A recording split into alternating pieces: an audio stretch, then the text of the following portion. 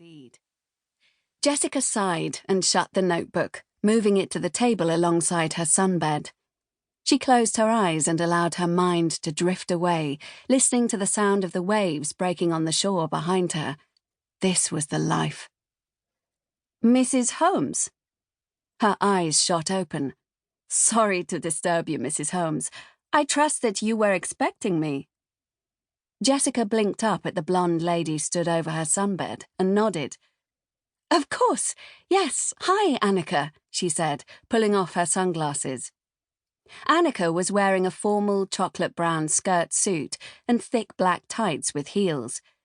Jessica couldn't help feeling immediately self-conscious in her swimsuit, reaching for the caftan that was slung over the back of the sunbed to cover herself up.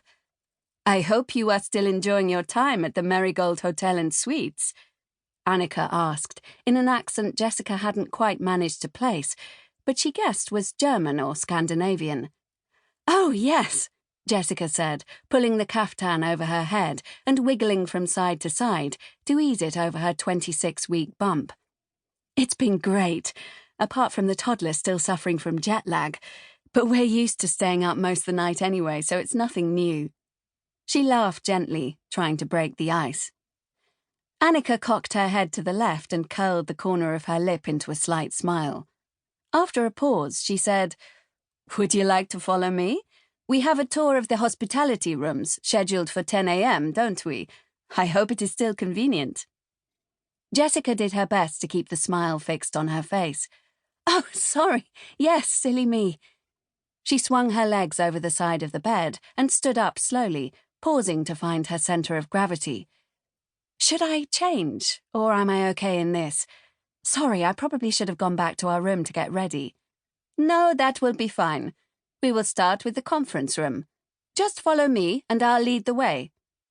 As Annika strode away with her clipboard in her hand, Jessica threw her phone, notebook and pen into her canvas beach bag and slung it over her shoulder. She hurried to slide her flip-flops onto her feet, turning to Chris in the pool as she strode past. "Another tour," she mouthed, rolling her eyes. "I'd better go or I'll lose her." Chris rolled his eyes back and nodded, moving to the side of the pool. Placing Bella on the side, he called after her. "So we'll just wait here for you then?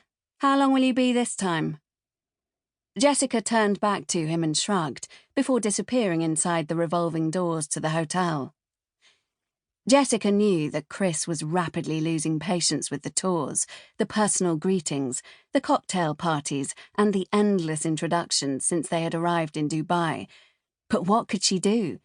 She had been offered this holiday in return for posts on her social media feed, and they hadn't paid a penny to be here, so she could hardly tell these people to go away and allow her to enjoy a quick snooze on her sunbed instead. Truthfully, she'd been a bit surprised by how much time had been demanded by the staff at the hotel, but it was too late now.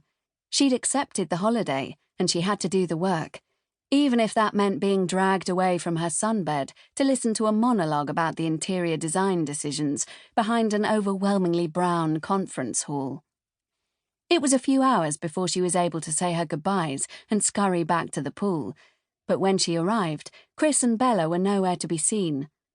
Looking down at her phone and realizing it was now midday and Bella had probably been tired and grouchy, she made her way up to their room. Suite 3008, floor 20. She'd never set eyes on a hotel suite before this holiday, let alone stayed in one, and when they first arrived and were shown to their room, it had taken them a good 5 minutes to explore, eyes wide with shock. There were 2 bedrooms, joined together by a large lounge. Wardrobes opened up to reveal storage space the size of small rooms just for their clothes and shoes. Everything inside the suite was perfectly matched in hues of dark wood and warm tones of caramel brown, and vast floor-to-ceiling windows showed off the view to its absolute best. From their balcony, they could see the whole of Jumeirah Beach stretched to the left and right of them. The white sand, the colour of the sea, a perfect reflection of the cornflower blue sky above, hotels dotted along the coast, the impressive Burj Al Arab Hotel, shaped like the sail of a boat to their right, and a big wheel that seemed to be sat on its very own...